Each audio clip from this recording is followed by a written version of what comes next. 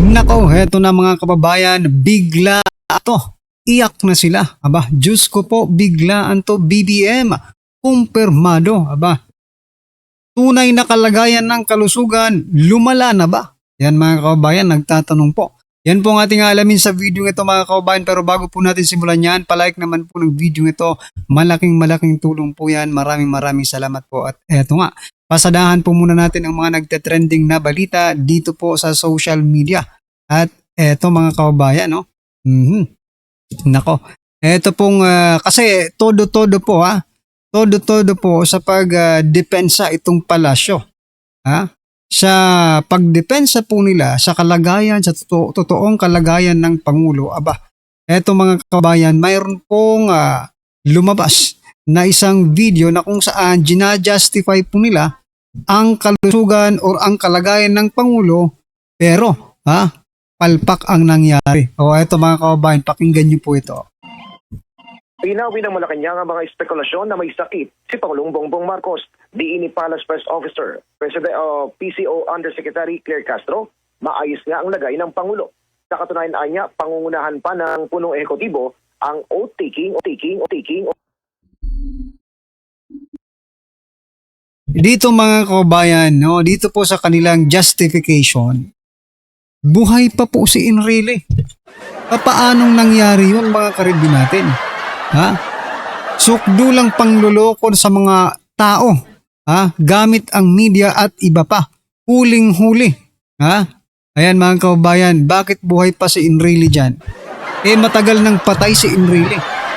Lately lang po, nagkaroon ng issue or sumabog yung balita patungkol po sa kalagayan ng kalusugan ni President Bongbong Marcos Jr. Pero bakit Bakit dito mga karibin natin, dito po sa video ito, buhay na buhay po si Enrile? Aba, bakit kaya ganon mga karibin natin Niloloko ba nila ang tao bayan?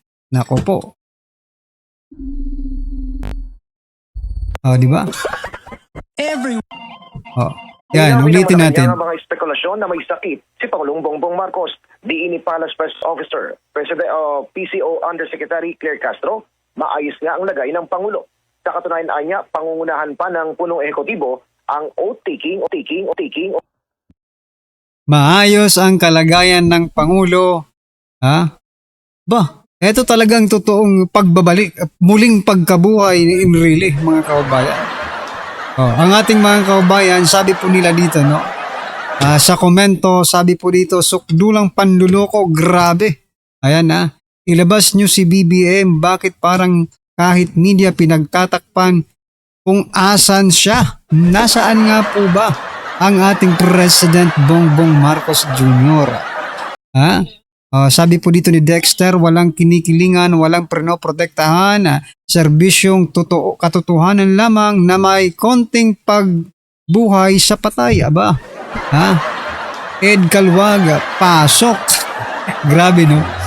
Grabe po yung kanilang pangluloko sa taong bayan. Pero ito po yung isang nakikita ko dito Yung isa pong nakikita ko kung bakit talaga ganito yung nangyayari ngayon. Parang si BBM ay parang kinakabahan or something na ang palagay ko parang may iniiwasan po sila.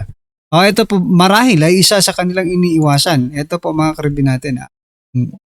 Sabi po kasi dito ng Supreme Court, ayan, yung Supreme Court mga kababayan nagsalita na. Supreme Court iimbestigahan na ang unprogrammed funds mula 2024 hanggang 2026 budget. Aba, ito po mga kababayan, no? Yung teka lang. Aglit lang mga karibin natin. Ito po mga karibin natin yung pinaka-corrupt na budget sa buong kasaysayan ng Pilipinas. Diba? Marahil ito po ang isa sa mga dahilan kung bakit ganito po ang nangyayari ngayon. Parang gusto nilang, teka lang kasi baka madali tayo dito sa unprogrammed funds na yan. Pwede ba? Pwede bang umiskip muna tayo? Ito po ang naging komento ng ating mga kababayan patungkol po dyan sa nangyayaring ito sa Supreme Court. Aba, ano nga tayo, maswerte tayo dahil ang Supreme Court, mga kababayan, ay gumagalaw, di ba? Ayon po kay Alicia, sana agad-agad na po, inip na kami.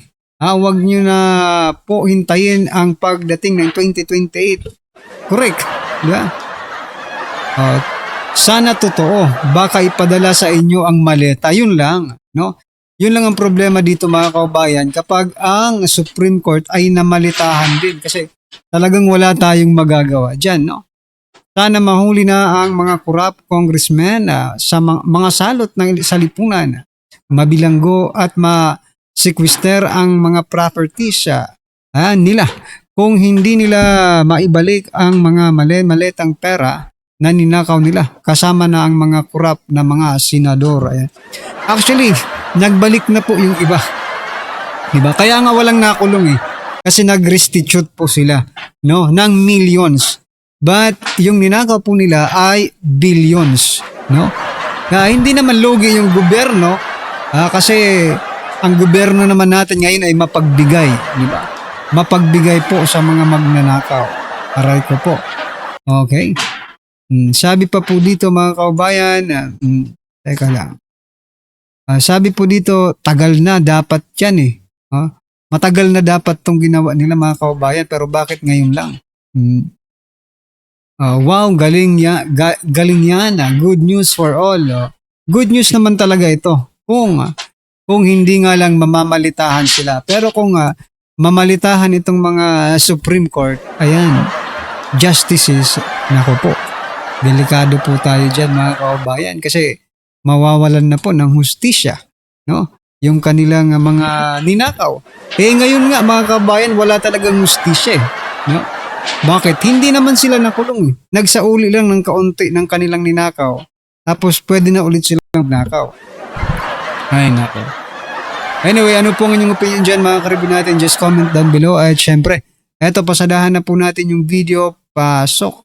Ito ang nakakagulat, viral na trending ngayon sa mundo ng social media, ang di umani balitang sabihin ninyo kung ang tunay na kalagayan ng Pangulo para mapalitan na siya ng bagong leader ng sambayan ng Pilipino. Ito ang naging panawagan ng marami sa ating mga kababayan matapos ngang maglabas ng questionabling larawan at video kung saan ipatunay daw di mo na ito na nasa maayos na kalagayan ng Pangulo. Ngunit marami ang nakapansin sa nasabing patunay daw di mo na video na ito daw ay isang old video noon ni Pangulong Bongbong Marcos Jr. kasi ayon sa marami sa ating mga kababayan ay mapapatunayan daw di mo na ito na old video ito kasi nakita sa video si Enrile na matagal naman daw di mo na itong pumanaw. Nasundan pa ito ng isang viral statement sa mundo ng social media na may isa daw di manong politiko ang may kasalukuyang stage 4 cancer at nabibilang na daw di mano ang mga araw nito. Kaya sigaw tuloy ng sambay ng Pilipino, ano ba talaga ang totoo? Ilabas na lang ninyo ang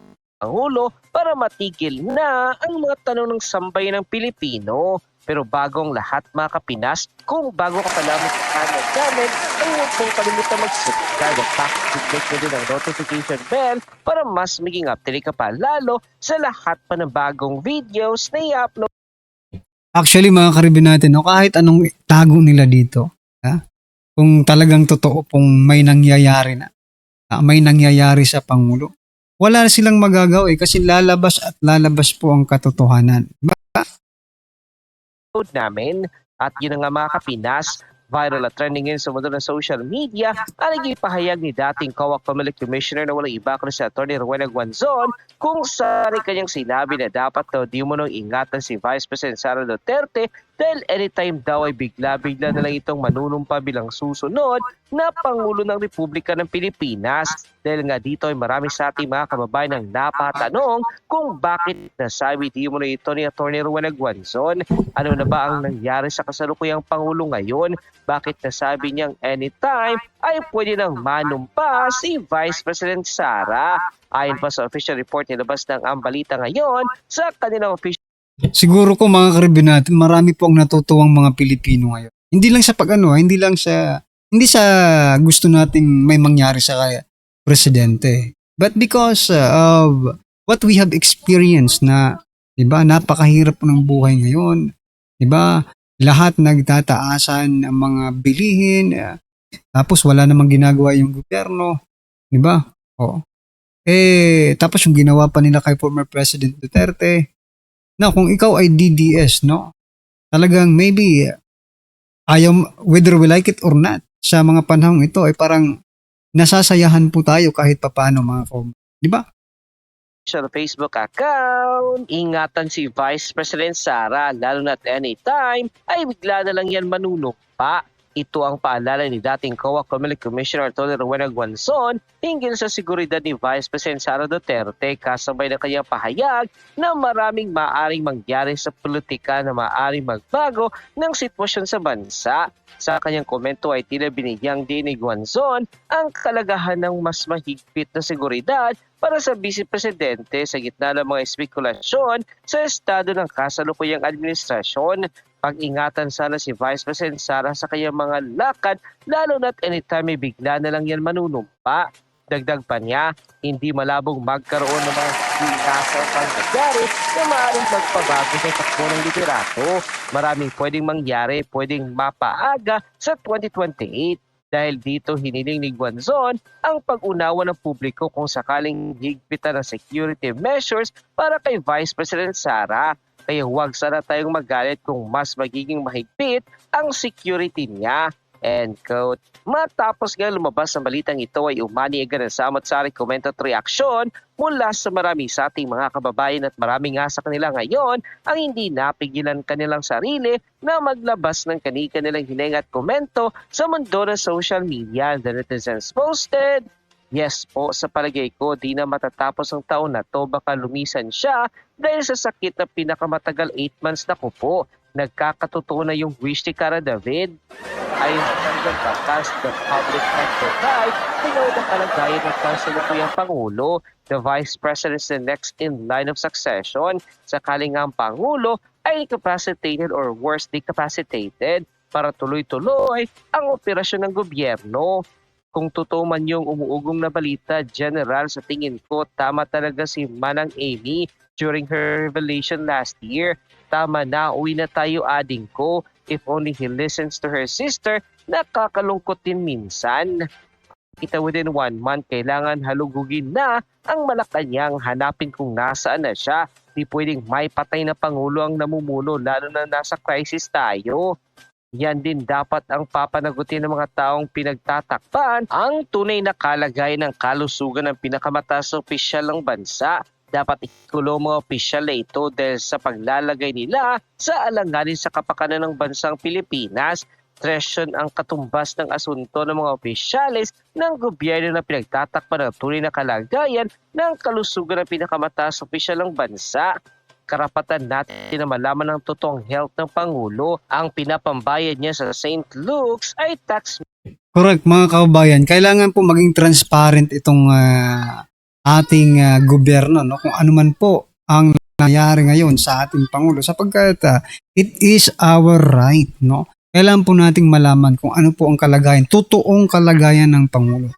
Kasi hindi po biro yan. Hindi po biro kung for example, kahit may sakit lang yan, if he is not, no, doing his job, I mean, kung hindi na siya nakakapag-desisyon ng tama para sa ating bansa, bakit kailangan po nating patuloy, no, na siya ang mamuno kung wala na siyang capacity to lead, no, our country. So the best the best na gawin po nila ay maging transparent, no, sa ating bansa. Pero hindi naman natin sinasabi that the president is already, no, pero ayaw kasi nilang aminin na mayroong sakit ng Pangulo. Gumagamit pa sila ng video wherein nakita po si Enrile na buhay pa. Matagal lang patay si Enrile, mga kababayan. Diba? O, bakit nila ginagawa yan? Because mayroon po silang pinagtatakpan. Yun po ang nakikita natin dito, Mani ng taong bayan, kung inilihim ng St. Luke's yan, sila ay madalagot na sa tresyon ng high crimes dahil sa pag-ialam ng karapatan ng presidential succession. Dapat kunin na ang gobyerno ang St. Luke's para maging public hospital. End quote. Yan natin ang reaksyon, opinion itong post. Facebook reel posted by Boss Mil. Tanong ng mainstream media kay Auntie Claire, kumusta na ang kalusugan ng Pangulo? Yan. Sa wakas, nagsalita na si Auntie Claire at sinasabi niya na the President is well at mamaya daw magkakaroon ng oath-taking ng mga Vice Mayor's leave. So sana makikita natin live na nandiyan ang Pangulo. So pakinggan. Definitely. Mamaya po ay magkakaroon po siya. Naunahan mo na ako. May bibigay pa naman akong good news. Magkakaroon po mamaya ng oath-taking with the vice mayors. So, meron po siyang event. So there's no truth to talks about the president being ill. Kaya nga po ba galing? May mga social media posts po raising questions about the president's health. Tayo naman po ay mainstream media. Siguro mas mangingibabaw dapat ang mainstream media kaysa sa mga softmed na walang basihan. So, wag po tayo masyado maniwala. Ang dami-dami pong fake news. Pati po ako ay binibiktima ng fake news. Which is precisely why I'm asking kung ano po yung state of health ng Pangulo. Maayos po siya. Mamaya po, maaari niyo po siguro malaman at baka kayo ay maimbitahan sa oath-taking mamaya. Thank you. So yan mga karibin natin, maaari ba nating tawaging fake news si Claire Castro mga kababayan or yung mga mainstream media na gumamit ng video na kung saan buhay pa si Enrile? Diba? Kayong mga ito pong PCO, no? They are trying to pin down the SOCMED, especially those who are criticizing the government, no? Pero sila naman itong pinpoint kayo ng pinpoint na teka lang, mga fake news yan. Pero sila rin naman po, mga kababayan, ang nagpapakalat ng fake news, di ba? Sila rin po ang nagpapakalat ng fake news. So ayan mga kababayan, ano po ang inyong opinion, reaction patungkol dyan? Just comment down below. At syempre, huwag pong kalimutang i-like ang video ito. Malaking tulong po yan. Maraming salamat po.